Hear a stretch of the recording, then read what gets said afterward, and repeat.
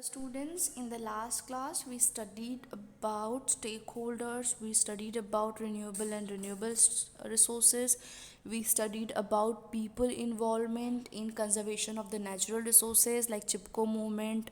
फिर साल फॉरेस्ट के बारे में हमने पढ़ा था how local people were involved and how they helped in the protection of the natural resources. So we studied about all these things in the last class. Today we will be studying about water as a natural resources and how water should be conserved and what are the most effective way in the ancient time and in the modern world people used to conserve the water and to use most effective uses of the water. Okay. So this is watershed management. आप देख सकते हैं पानी जो है, this is one just representation. So watershed management क्या होता है student? Watershed management is a scientific way of developing primary and secondary source of water. It is main source कि आप ऐसा scientific method या ऐसा कुछ करें कि जिससे वाटर प्रोडक्शन जो है वो सही रहे एंड ताकि जितने भी ग्राउंड वाटर है वो रिजुविनेट हो जाए. एंड ट्रेडिशनल वेज जो है वाटर का वो था, डैम्स था, ऐसे रिजर्वॉयर थे जहाँ पे आप मतलब पॉन्ड वॉन्ड बना लो.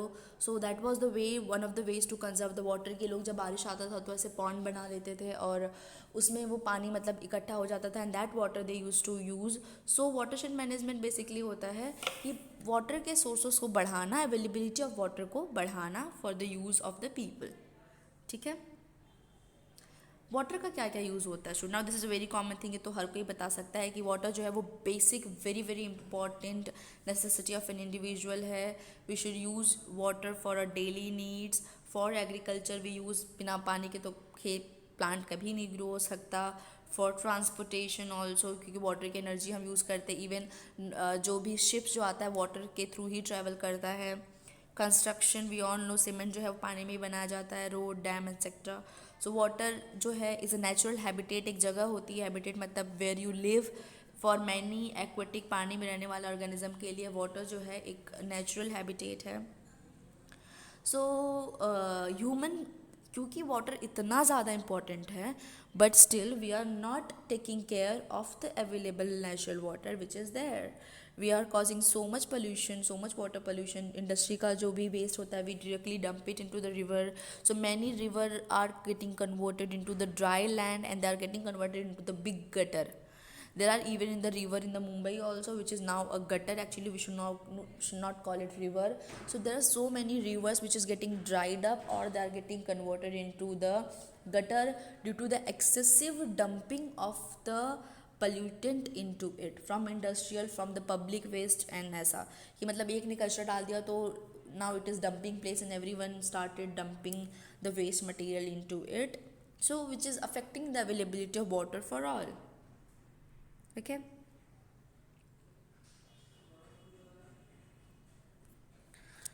Now, what is the reason of the loss of underground water availability? जो भी मैंने आपको पोल्यूशन बताया, जो रिवर का होता है, जो पॉन्ड का जो पोल्यूशन होता है, उसको पूरा, उसमें आपने कभी देखा हो कुछ कुछ ऐसे पॉन्ड होते हैं जिसमें फ्रेश वाटर होता है, कितना अच्छा दिखता है. लेकिन देर आर सम पॉन्ड्स जिसमें ऊपर खाली आपको ग्रीन ग्रीन कलर का ऐसे जमा हुआ लगे दिखेगा, जिसे वाटर हाइसिंथ कहते हैं. It is very big water pollutant. And जहाँ पे वाटर हाइसिंथ ग्रो हो जाता है वहाँ पे कोई भी और जो एनिमल है स्टूडेंट्स वो ग्रो नहीं करता है.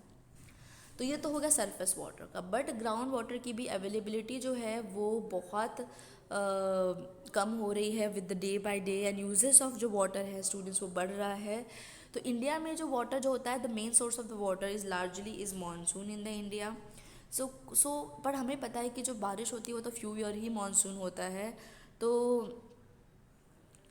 स्टिल हम क्या करते हैं, even though most of the rain falls in few month of the year, despite nature's monsoon failure जो होता है, हम फिर भी अंडरग्राउंड वाटर को सस्टेन नहीं कर पाते. ऐसा क्यों है?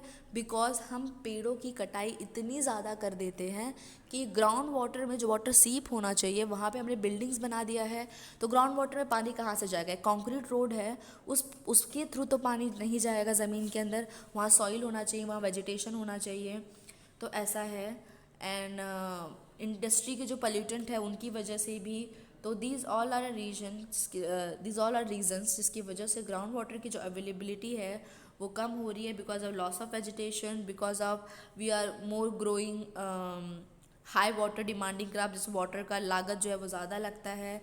And again pollutant from industry is again a very big reason for increase in या decrease in the ground water availability.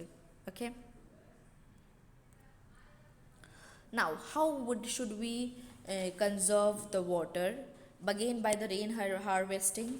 तो रेन वाटर हार्वेस्टिंग अगर हम करेंगे तो हम ग्राउंड वाटर की अवेलेबिलिटी को जो है बढ़ा सकते हैं, हम रिजर्वॉयर्स बना सकते हैं, हम अपने छत पे ही वाटर, ऐसे अब नई मॉडर्न बिल्डिंग जो बन रही है अर्बन सिटीज़ में, इवन द मुंबई, दिल्ली, कलकत्ता की बिल्डिंग्स ऐसी बना जा रही है, बारिश में जो उनके टेरेस पे जो पानी जाएगा वो पानी सीधा ही एक टैंक में जाएगा जहाँ पे वाटर जो है वो रिजर्व हो जाएगा. तो रूफ टॉप कलेक्शन उसे कहते हैं. ऐसा रिजर्वायर बना जाए, पिट बनाया जाए, पॉन्ड बना जाए, लेक बना जाए, तो ऐसा हम कर सकते हैं. तो these all were the reasons. And small small dams हम बना सकते हैं to conserve more water. And students, अभी मैंने कहा कि अंडरग्राउंड वाटर बहुत इंपॉर्टेंट है. सो इससे तो हम मान लो कि वाटर को हार्वेस्टिंग कर सकते हैं. We can harvest water. What are the way why we say that कि ground water is very important? Because ground water जो स्टूडेंट वो इवेपोरेट नहीं होता. सरफेस पर जो वाटर होता है वो इवेपोरेट हो जाता है, और ग्राउंड वाटर को हम वेल के थ्रू निकाल सकते हैं. वो ग्राउंड वाटर जो है वो क्रॉप्स को इरिगेशन प्रोवाइड करता है, इजीली पल्यूट नहीं होता है. एंड मस्कीटो जो है उस ग्राउंड में ग्रो नहीं हो पाते, मलेरिया नहीं फैला पाएंगे, because again it is a ground water, it is present very deep to the deep in earth. So इसकी वजह सरफेस पे तो प्रेजेंट नहीं होता जहाँ पे बाकी चीज़ें, मतलब मस्कीटो या कोई भी ऐसे पोल्यूटेंट जो है उसमें आ सकता है. तो these are advantage of ground water. तो अगर आपको पूछा कि use of ground water and what are the advantage of ground water, तो आप इसमें आंसर कर सकते हैं. एंड अगेन क्वेश्चन आता है कि right the advantage of ground water and why ground water is क्या कहते हैं, why ground water is depleting या ख़त्म क्यों हो रहा है डे बाय डे. तो then you can answer the question accordingly. तो इसमें जो मैंने आपकी स्लाइड सारे प्रिपेयर किए स्टूडेंट्स, ये मैंने स्लाइड इसी क्वेश्चन आंसर की तरह प्रिपेयर की है, तो आप उसे आंसर कर सकते हैं. से क्वेश्चन आया what are the way of rain harvesting, तो आप यहाँ से लिख सकते हैं answers: digging pits and doing all construction of reservoir, construction of roof top, collecting units in the houses. This is how you can answer this questions.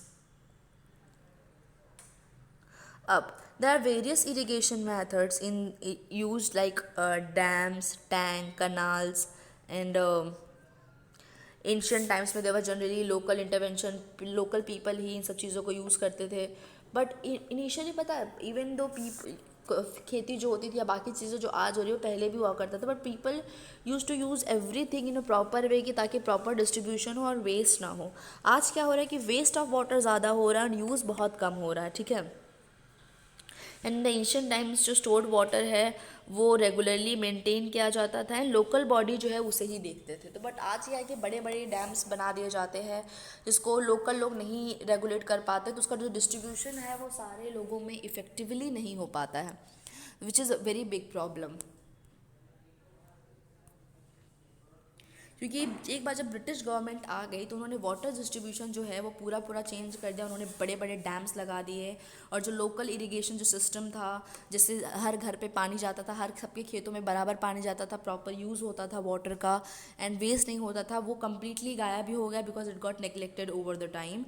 And the system was होल्डली solely taken by the British government. So they started building big big dams, and उससे जो canals आता था वो and supply water. It was good, but again जो traditional method है that was more better, because monitor चीज़ें local लोग करते थे जिनको उस एरिया के बारे में they were completely knowing about it. So they were knowing कि how to use the water and how to replenish the water. Replenish मतलब कि जो ऑलरेडी यूज़ वाटर उसमें और कैसे, मतलब उसको फिर से उतना ही कर लिया जाए. तो they were knowing better about it, ऐसा. So this are some dams, big dams. आप देख सकते हैं कि इसमें ही कितना सारा एरिया लगता है डैम बनाने में, मतलब कितना लॉस ऑफ वेजिटेशन लगता है, कितने लोगों का जो घर उस एरिया में प्रेजेंट होगा उनको कितना प्रॉब्लम होगा. इकोनॉमिकल लॉस होता है, लॉस ऑफ वेजिटेशन होता है, लॉस ऑफ बायोडाइवर्सिटी होती है, मॉनिटरी जो लॉस होता है वो आप छोड़ ही दीजिए. तो there are lot of advantage and disadvantage of the dam. So these are following advantage of the dams, कि आप क्रॉप्स को इरीगेशन कर सकते हैं. आपको पता है कि स्टोर वाटर जो है वहाँ पे हाइड्रो इलेक्ट्रिसिटी जनरेट की जाती है डैम्स में. एंड आप बड़े बड़े टाउन एंड सिटीज़ में भी वाटर जो है सप्लाई कर पाते हैं, यहाँ का डैम को वाटर जो हम डाइवर्ट कर देते हैं। हम even we can control the flood by with the help of dam. So these all are advantage of the dams, but there are some very disadvantages as I have said. See, social problems, large number of people को rehabilitate करना पड़ता है, मतलब एक जगह से दूसरी जगह पे जाना होता है क्योंकि गवर्नमेंट वहाँ की एरिया ऑक्यूपाई कर लेती है।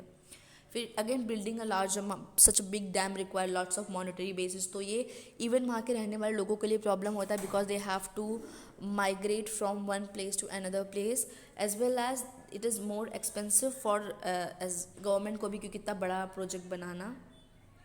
It is environmental problem as a set की डिफॉरेस्टेशन होता है, पेड़ कट जाते हैं, लॉस ऑफ बायोडाइवर्सिटी भी होता है। सो दीज ऑल आर सब डिसएडवांटेज ऑफ डैम। तो अगर आपको पूछा कि advantage and disadvantage of dam, this is what you can write in the answers. So आप इसका प्लीज़ प्रॉपर नोट्स बनाए, इसके लिए मैंने प्रॉपर स्लाइड्स दी है, so you can make your notes through it.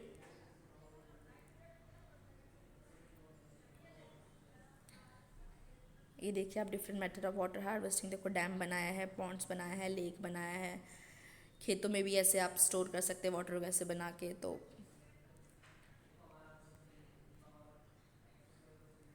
This is a rain water harvesting, आप देख रहे हैं पानी यहाँ पे गिर रहा है, एक पाइप ऐसे लगाया गया, इस पाइप पानी आएगा और पानी ऐसे रूफ कैचमेंट वाटर कहते हैं इसको।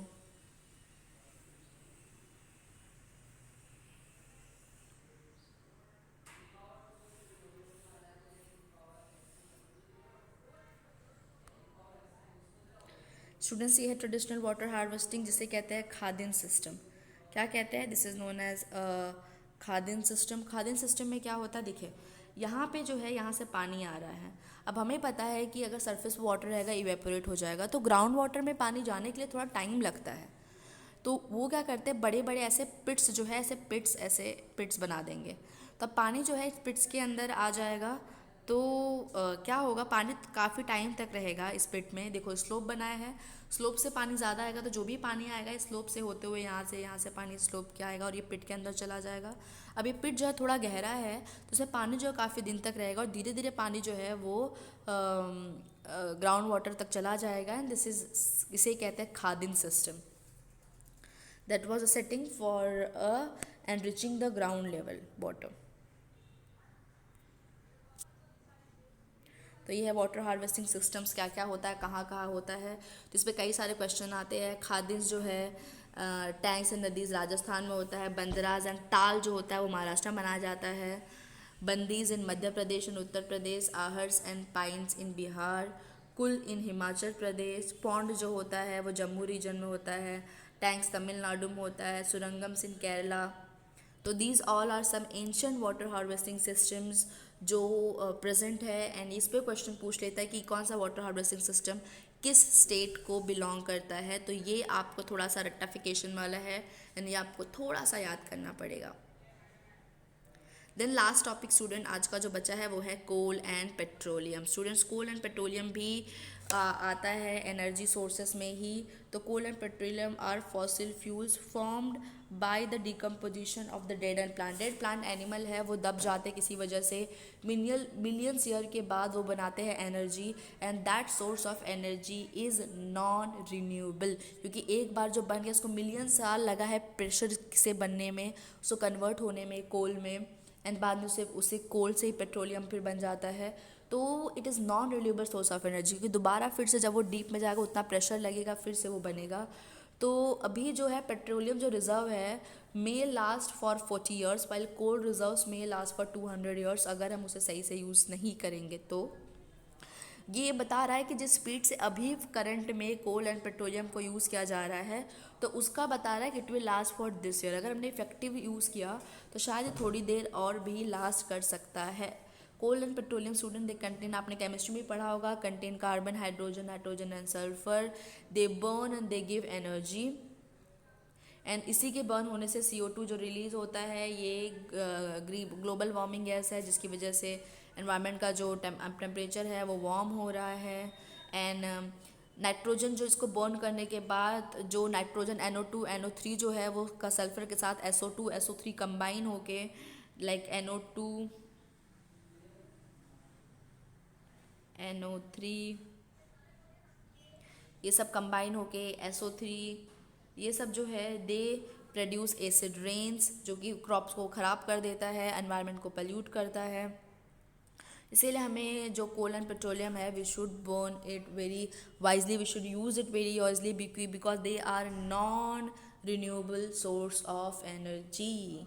तो what is coal and petroleum? They are fossil fuel. Fossil fuel, it is not fossil, जो आप फर्दर पढ़ेंगे, इट इज़ फॉसिल फ्यूल, मतलब वो फ्यूल जो कि काफ़ी सालों में बाद फॉर्म हुआ है, decomposition of dead plant and animal after several million years, they are non renewable. When coal and petroleum burn, they produce carbon dioxide and sulfur oxides, which combined with the moisture, water, they produce acid rain, which is very harmful and pollutant. ठीक है, तो ये रहा acid rain, SO2, NO2 आप देख सकते हैं। That's very very harmful. कई सारा देखो, एसिड रेन की वजह से ताजमहल भी जो है उसका कलर येलो होता जा रहा है। So student, melting of polar ice, rise in sea level, these are the nature, that is the today what will you do। ये आज इतना ज़्यादा प्रॉब्लम, और आप देख रहे हैं कितना ज़्यादा बाढ़ आ जाता है अननेसेसरीली, थोड़ा भी बारिश नहीं हुआ कि बाढ़ आ जाता है, या सी लेवल में साइक्लोन्स आना।